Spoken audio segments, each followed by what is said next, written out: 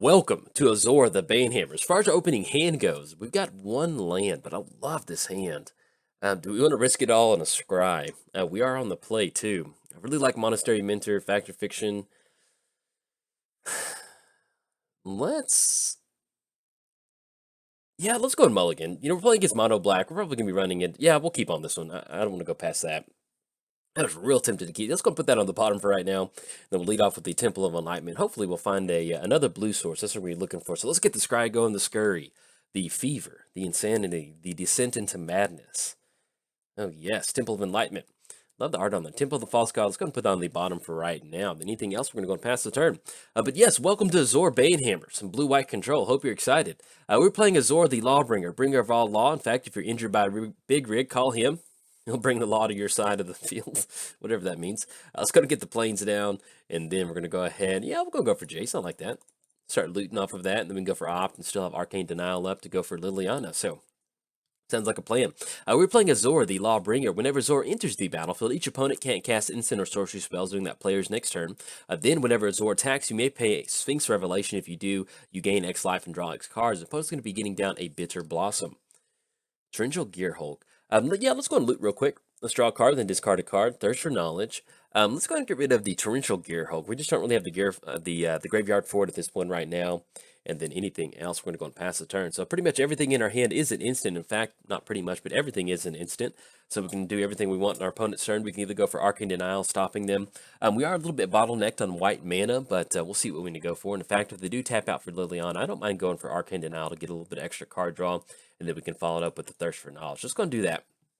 Let's go for the Arcane Denial. And then actually our opponent just got down Herborg, so we probably could have kept that last land on top.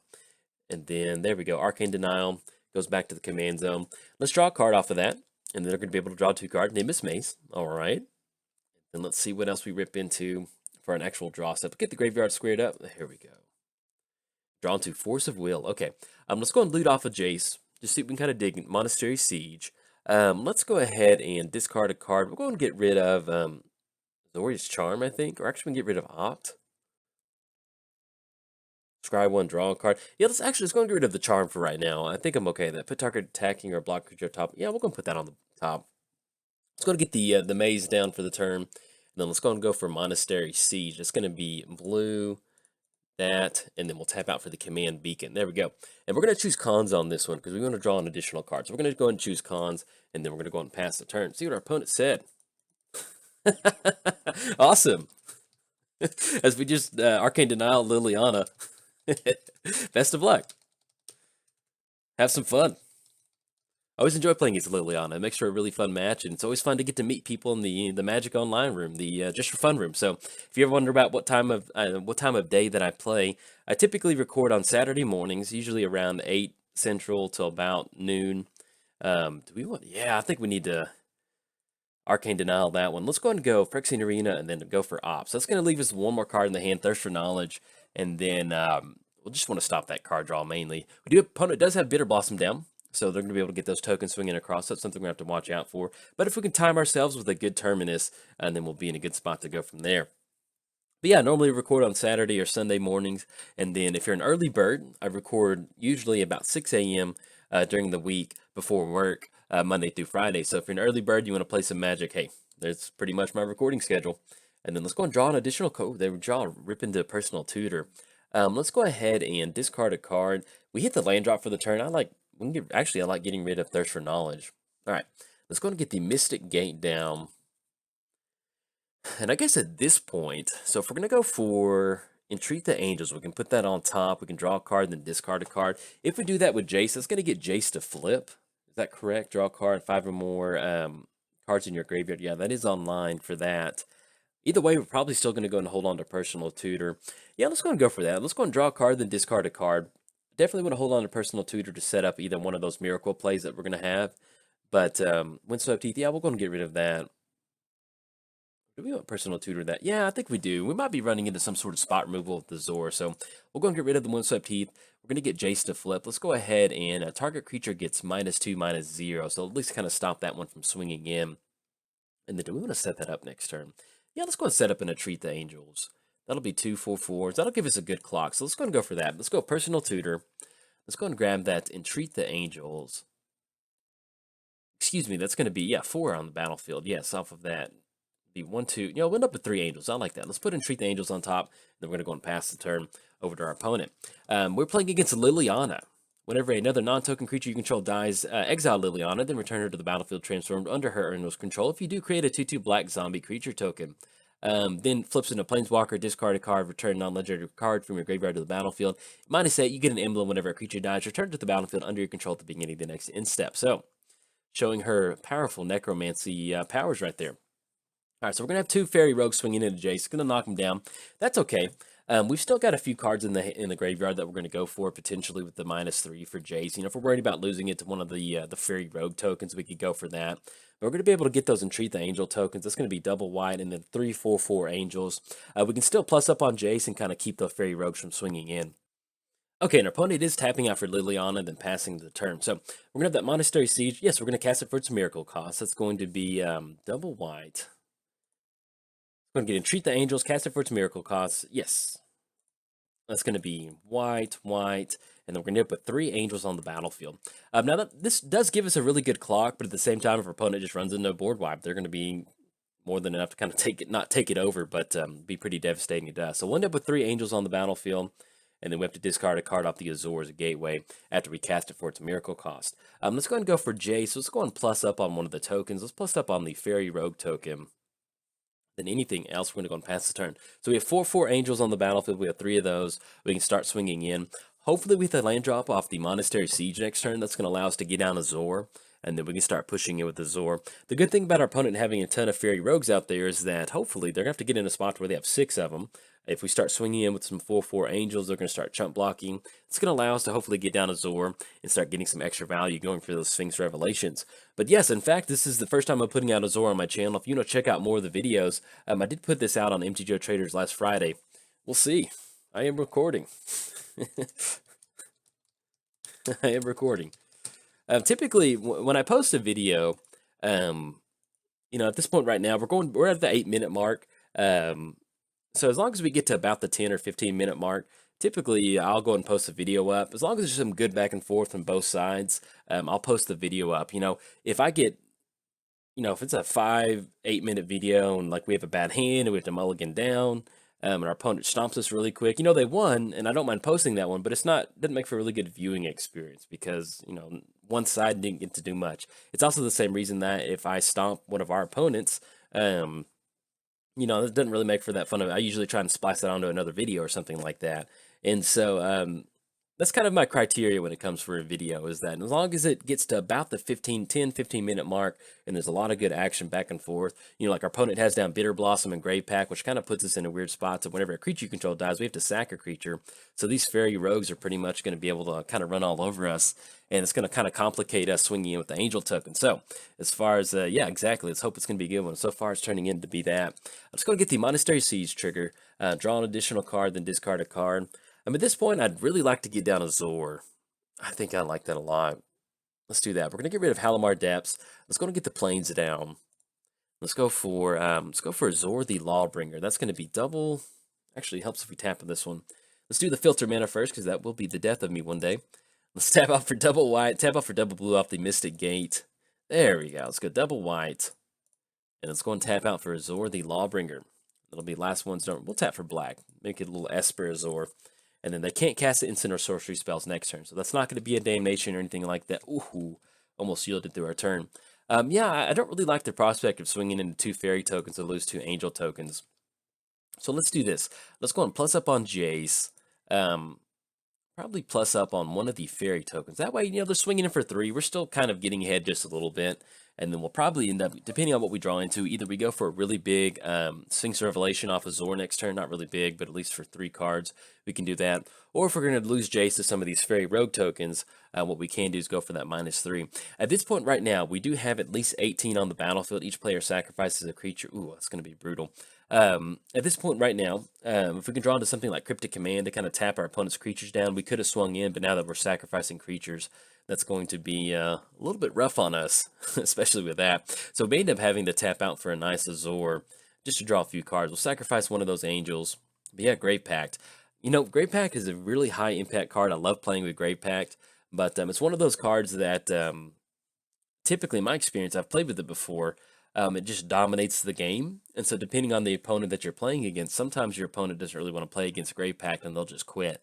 So if you've ever wondered why I don't really run, I play a ton of aristocrat style decks. If you ever wonder why I don't, um, you know, run Grave Pact in some of my decks, that's pretty much the reason why. Is it leads to some early scoops, and I'm trying to remember what some of the other cards are like that. But there's some cards out there that I would love to run in my decks, but unfortunately, it makes for a bad video, or just people tend to say, hey, well, you're going to win with that card on the battlefield in X amount of turns, so I'm just going to go and scoop and go play against somebody else. So, unfortunately, that's the downside to that happening sometimes. Now, our opponent's going to go for the plus up on Liliana. They could have gone for the -3 ability, and that would have gotten rid of Liliana, and they could have gone for the Merciless Executioner. Enters the battlefield, we would have sacrificed an Angel token, and then we would have had to sacrifice Azor. So we do need to be aware of a Merciless Executioner out of the graveyard. That's definitely going to be something we need to watch out for. And in fact, trying to play out from underneath the Grave Pack, we may just end up swinging with Azor anyway. Now, with Jace, we do have 6 mana. If we want to get around that, we can go for the -3 ability. That's going to be 1/2 swinging across. If we go for the -3, excuse me, I was thinking we had Terminus in the graveyard. It's Entreat the Angels. I just saw the miracle thing. I was thinking we could bounce everything back. But as far as whatever else we've gotten out of the graveyard, if we want to go for Jace, just looking at Azorius Charm to put target attacking or blocking creature. We can't even really do that at instant speed because we have to do it during our main phase. I guess technically we can go for Personal Tutor with Jace and go for Terminus, if that's something that we wanted to go for. It's going to get the additional card draw of Monastery Siege. We draw into Counter Spell. Let's go and do this. Let's go ahead and, I kind of really want to make the land drops if we can help it. Let's go and get rid of Counter Spell. We're going to discard Counter Spell. Let's go and get the coast down. Now, at this point right now, we go for Sphinx Rev, pay 6 if you do gain draw. So we're looking at simply just going for 3 cards, which is not too bad. We'll be able to get those extra cards in the hand. If we're going to be setting up a Terminus, we're looking at Sphinx Rev for only about 2 and then going for Personal Tutor on the back end. Either way, we're going to have to swing in, and we still have Command Beacon to put Azor back into our hand. Let's do this. Let's go and swing in. We're going to draw a few extra cards. Yeah, because, once they start sacrificing creatures, they go for that Merciless Execution. We're going to lose our board state anyway next turn. So let's go and push in with Azor. Let's go and swing in at Liliana. Let's go and swing in at Liliana. So we're going to get that attack step. We're going to pay white and then double blue. Let's go and tap the plains down. We're going to tap the Mystic Gate down. Mainly just 1, 2. Yes, we're going to do that. Just tap for white and then add double blue off the gate. Sorry about that, my phone was ringing. Let's go ahead and tap the white down. It's going to be double blue, and then we'll tap out for X. So we're going to go and tap, simply draw 2 off of this one. Yes, pay 2, draw 2. Draw to Factor, Fiction, or Negate, okay. And then we will be pushing in Liliana. So we'll see what they're going to go for. Like I said, either way, they did plus up on Liliana. They go for that -3 on Merciless Executioner. It gets rid of our board state. So at this point right now, we're just trying to get as much value as possible before we have to sacrifice our creature. So it's going to be 2 Fairy Rogue tokens and then chump block on those. Okay, and then we'll probably end up going for the -3 on Personal Tutor, just to put those in the bin and just kind of reset some of those Fairy Rogues. Sacrifice a creature, we'll sacrifice the Angel token, and then we'll go ahead and sacrifice Azor, sending Azor back to the command zone. All right. Let's go and go for the -3 ability. Let's go for Personal Tutor. We're going to be able to cast that out of the graveyard. Let's go and tap out for blue. And that way we can just get a reset and get rid of some of those Fairy Rogue tokens. And we got Factor Fiction. Hopefully we can just dig a little bit deeper. Yeah, I like Terminus. It's just going to be simply just one white mana. Put it on top, and then we're going to go and pass the turn. We're going to have that Monastery Siege. We're going to be able to draw an additional card. We can also get rid of the loot token. Okay, the opponent's going to go for each player discards a card. I'm just going to get rid of Negate at this point right now. We want to dig a little bit deeper with Factor Fiction. And sorry for the random pauses. My phone keeps ringing. It's somebody from work trying to contact me, but I will call them back here in a little bit. But it is a little bit, trying to think, not disorienting, but it kind of throws you off of your game plan. Not game plan, but whatever I was in the zone. You get in the zone when you record, and so at least I do. Discard a card, okay. would get rid of that factor fiction. But yeah, basically it's just kind of like I'm in my little zone or whatever, and it kind of throws me out of the zone whenever my phone rings or if I can hear it. And I'm not sure if it's in the video. It kind of bothers me, but yeah. So either way, we've still got Terminus on top. We're going to be able to draw into that next turn off the Monastery Siege, cast it first that Miracle cost, and then Culling the Weak. Okay, we'll see if they're going to get down. It's going to be 4 extra mana. Now, Liliana going for that -8 ability. They're really getting slowly close to that. As long as players can't untap more than 2.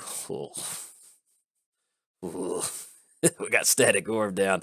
As long as the untapped players can't untap more than 2 permanents during their untapped steps. Okay, so we got the zombie swinging in. We will be able to tap out for that Terminus, once again putting them on the bottom, but it's going to be a long, grindy game off this one. Let's go ahead and untap the Temple of Enlightenment. We'll untap the Mystic Gate. So we're going to draw into that Terminus. Yes, we're going to cast it for its Miracle cost. We're going to draw an additional card. We'll go ahead and discard the Homeward Path. Yeah, that's fine. And then cast a Terminus for its Miracle cost. We're going to tap out for white. Put all those on the bottom. I think we did that correctly. There we go. Okay, there we go. It was kind of like stacked really weird. Like it was almost kind of did out of order. And anything else, we're going to go and pass the turn. All right, so we're looking at Liliana getting close to the ultimate. Each player discards a card, and whenever a creature dies, return to the battlefield and control at the beginning of your next end step. So as long as, and that's the thing about this deck, is we don't have a ton of value creatures out here. We've got a few high impact creatures, stuff like Monastery Mentor and Dawson of Perfection, but unfortunately we haven't hit any of those cards in particular. But if something does happen to Azor, if we get Azor back down, then we can... we don't have to worry about Liliana getting that ultimate, bringing a bunch of creatures back onto the battlefield. But main thing is we need to find something to deal with Static Orb. Now, we do have a few different enchantments in here. We have Oblivion Ring. That's something we can go for Static Orb.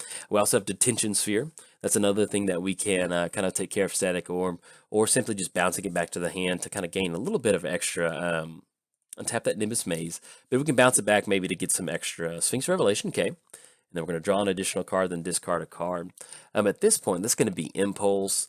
Let's go ahead and let's see if we can't make the land drop for the turn, if we're going to be getting down. Again, we need to dig deeper, because right at this point right now with that +2, holding onto a card in our hand does not do any good. So let's go and give her the Sphinx Revelation. Let's go ahead and go for Impulse. It's going to be blue and then colorless. But yeah, that Static Orb is really going to put some pressure on us at this point right now. All right, let's go and grab that Prairie Stream. Put the rest on the bottom in any order. Let's go and get the Prairie Stream down, and then we're going to anything else. We're going to go and pass the turn. So thankfully, we do have 2 basics. Prairie Stream comes into play untapped. We're going to be able to untap 2 more lands. At this point right now, we're just going to try and slowly generate some extra mana. Our opponent's getting a few Fairy Rogue tokens on the battlefield. You can see that we're sitting at 27 right now. So it's not the end of the world. But one thing that we do need to watch out for is going to be the clock. So if we're actually almost about 45 seconds behind.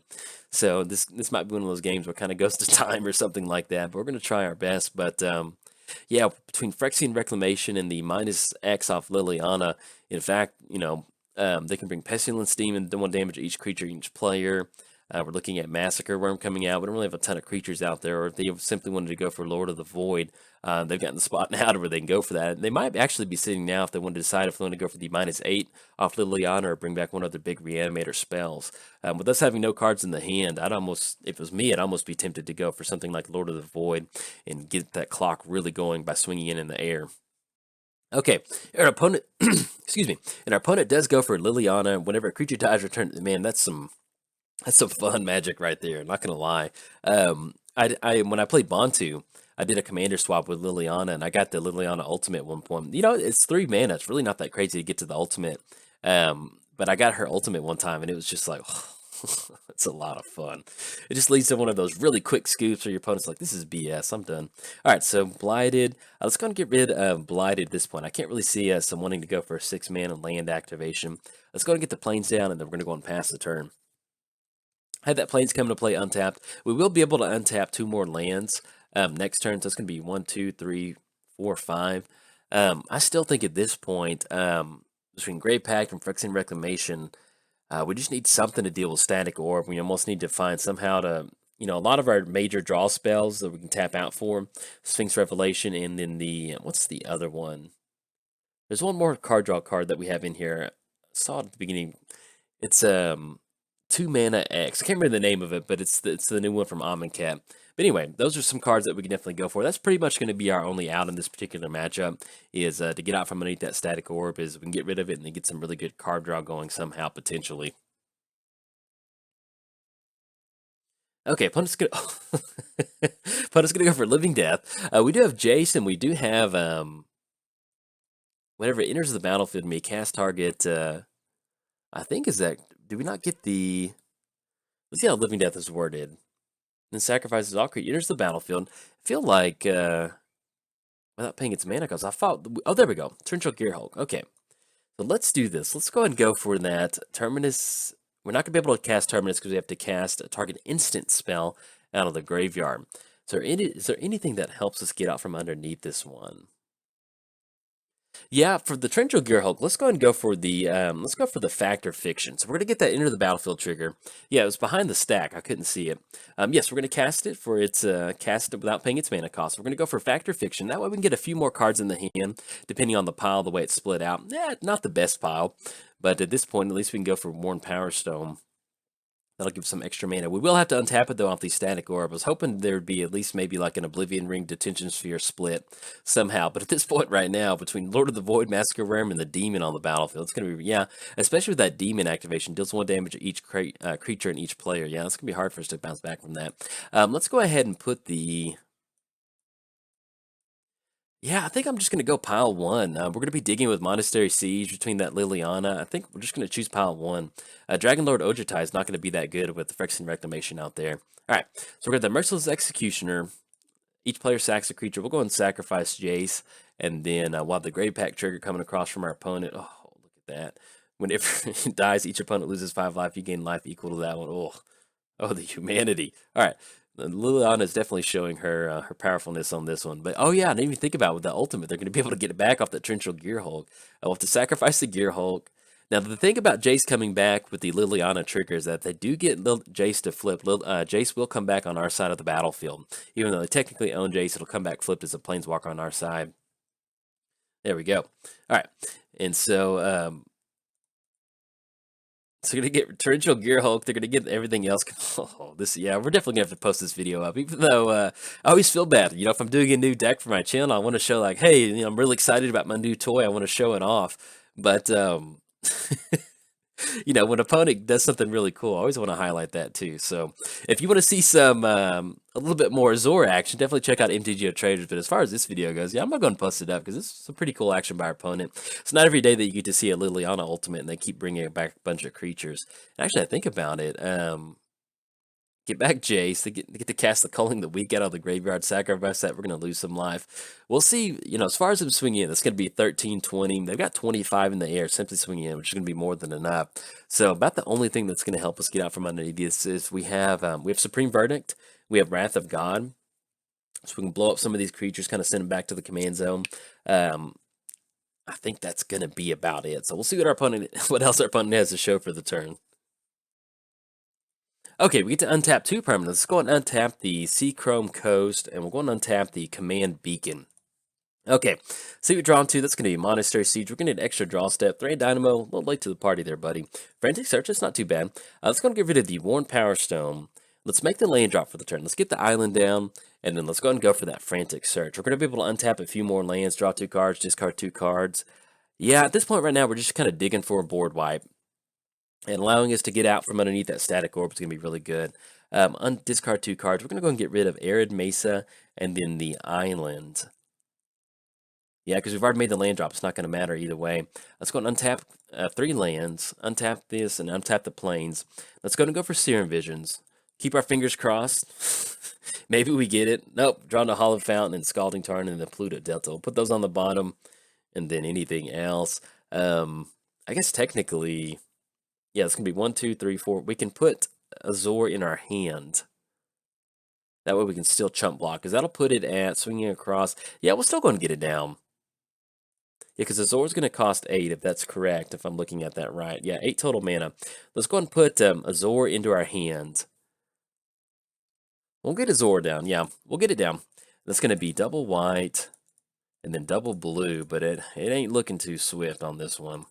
All right, get Azor down, and then we're going to go and pass the turn. They can't cast anything, and then we have to sacrifice a creature off Azor. Okay. And that was at the end step? What was that trigger that just happened? Okay. It's triggered ability from...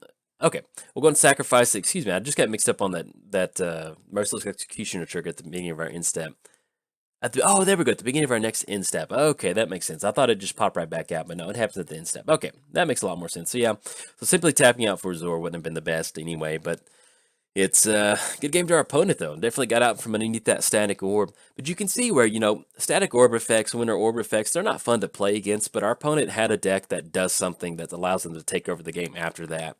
If you have a game plan with static orb, winter orb, something like that, discard a card. We're going to get rid of 3 and Dynamo.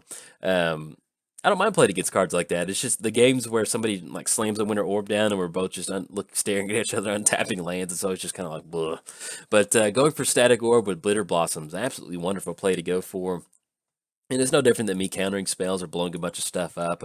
It's a concise game plan. It's always good to see stuff like that happen in Magic. But yeah, they're going to be able to get this one. They swing across. It's going to be at least 13 in the air, and we're sitting at 12 right now. So we're going to let them swing across, and then we'll go ahead and throw them GG in the chat here in a second. Okay, so we got the whole crew swinging in, and we've even got our own Torrential Gearhulk swinging in too. Let's get the whole crew coming in.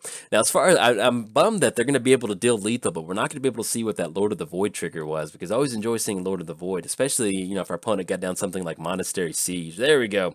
Well, actually, we'll reveal it for our opponent. Reveal the X. So we'll draw 7 cards. It's going to be 1, 2, 3, 4, 5, 6. Oh, there we go. So it pretty much would have been tie game on that one, but yes. Sorry for bringing my new toy out and me to get a chance to control the game with some blue-white control. The Azor, the Banhammer, has the Banhammer broken on Liliana's head. She definitely took care of it. So, if you enjoyed the video, like and subscribe. Thanks. Bye.